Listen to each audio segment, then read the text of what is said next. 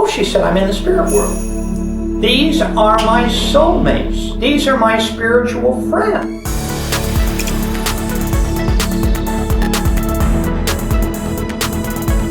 A little bit at a time, mind you, I was still doing a lot of traditional work. It wasn't an awfully long time after that when I had my second case. And I mentioned this background to you, Alan, because I think it's important for you to understand where I'm coming from as far as how I've arrived at where I am today. A woman came to me with feelings of isolation. She was very disturbed. I thought this was a typical case of someone who was depressed. She felt none of her friends were around her.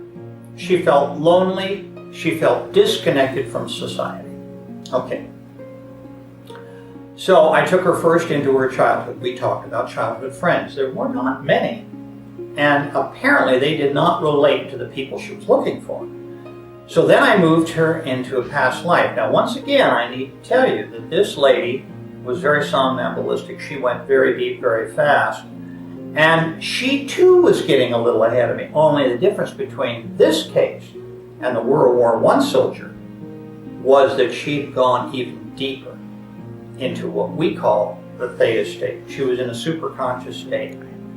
I asked her to, once again in frustration, when we did not have any results from her past life, where she saw a few friends, but not the people she was looking for.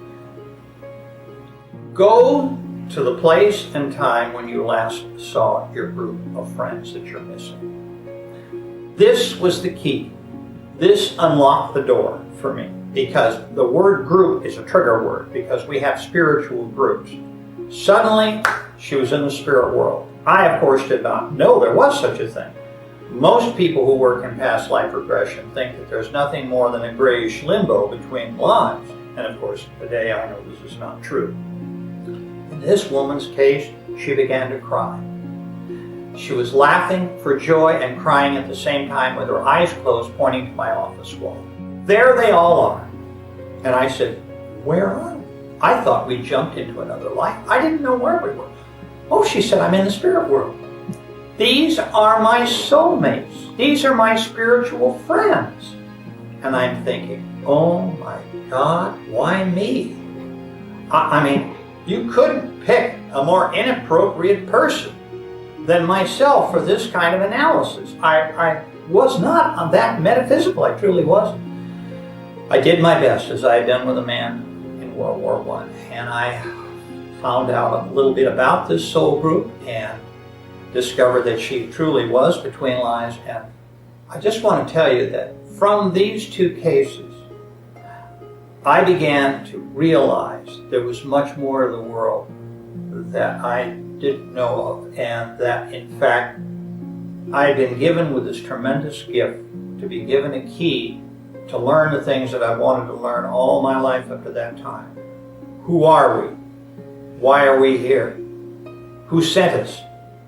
And where are we going? So from that case, I worked for years kind of by myself, Ellen. I did not go to metaphysical conventions.